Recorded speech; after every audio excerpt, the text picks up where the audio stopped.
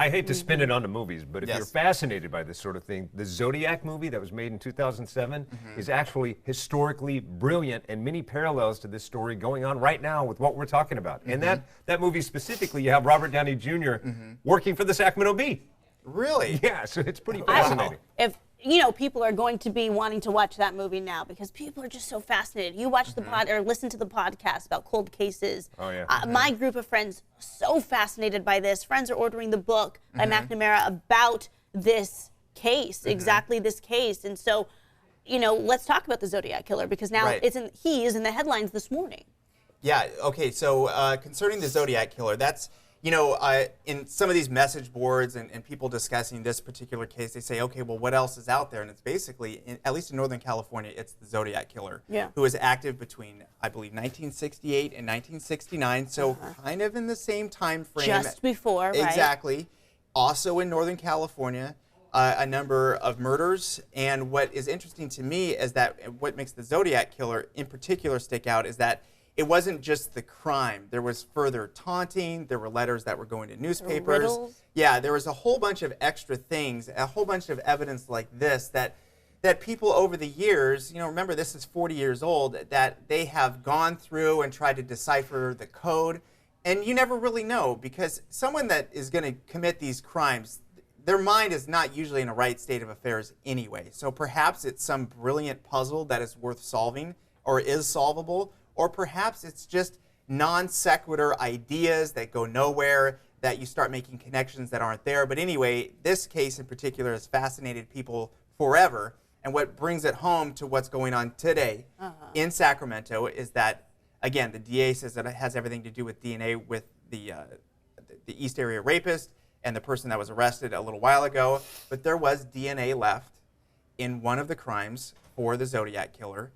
In Vallejo, and they have now submitted that sample to the lab to try and cross-reference to see if any way, shape, or form there's a connection to the person that was arrested last week. Wow. So perhaps it is possible location matches up, timeline matches up, some of the taunting afterward does seem to match up. There were phone calls to prior victims in the East Area rapist. There's some taunting afterwards. That seems to match up. But really, at this point, that's all circumstantial. That's connecting dots that may or may not be there. They need the DNA to be a partial match or more to really connect that series of crimes to what's going on today. Yeah, and it would be interesting because I was reading an article in the Daily Mail back in 2012. Someone had mentioned, oh no, he's still alive and he's 91 years old. So fast forward 6 years, if that person is said to be true, then he would be, 97 years old? Right.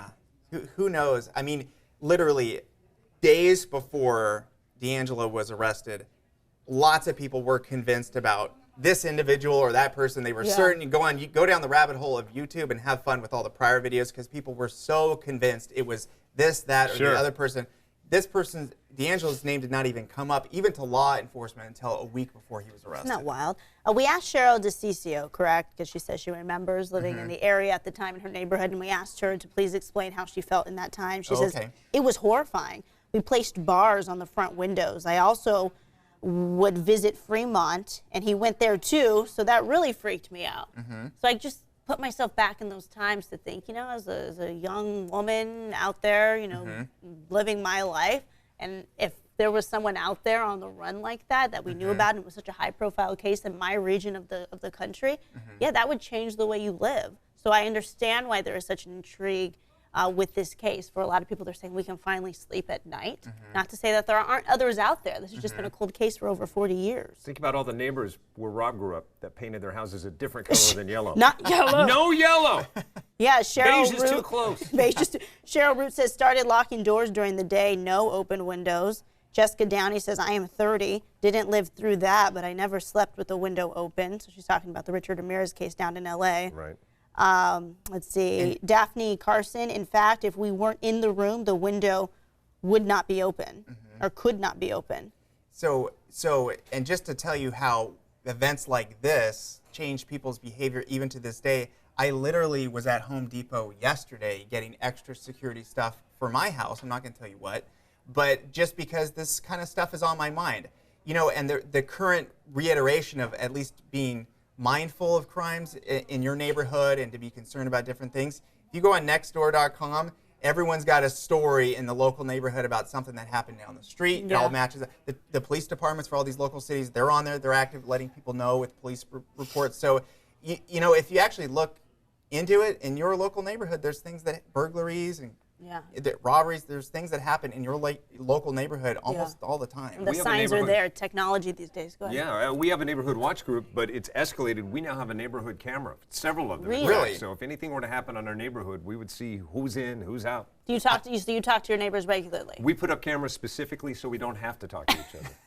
We'll just watch you. We're just everybody knows that the data is recorded. Right, and you know, I mean, it could be something as simple as, you know, someone stealing a box from Amazon on your porch or from the porch Postal Service. pirate. That's a huge Yeah, exactly. story, yeah. I mean, maybe it starts there, but you know, those cameras can be they're always looking. Oh yeah. So maybe it helps in some other bigger thing. Well, yeah, when we're in a world of transparency now, or at least we're trying to get there, and there's so much of it, you know, it holds ourselves accountable, it holds other people accountable, because what is it? The proof is in the pudding. In this case, it's all right there if you catch it on camera. That's why police officers, especially here in California, are wearing the body cams now, because Chief Hahn is saying that, yeah, this needs to happen so that it's not our word against their word. It's right here. Look at it and let's make some decisions based off of video. Right, but the scary thing, and I always mention this, is that the cameras are good before and after something. It still doesn't stop it from actually happening. Right. And that's always just the thing in the back of your head is, if someone were to come in my house in the middle of the night, what would I do and what would I be willing to do? And that's the stuff, you know, as me, as a dad and as a husband and just an individual, that's the stuff that always just kind of just lurks in the back of your head. All right, everyone. Well, thank you for commenting on both of these stories. We're going to switch gears just a little bit. Thanks so much for watching the ABC 10 Information Network. If you want to see more stories just like this one, all you've got to do is click subscribe.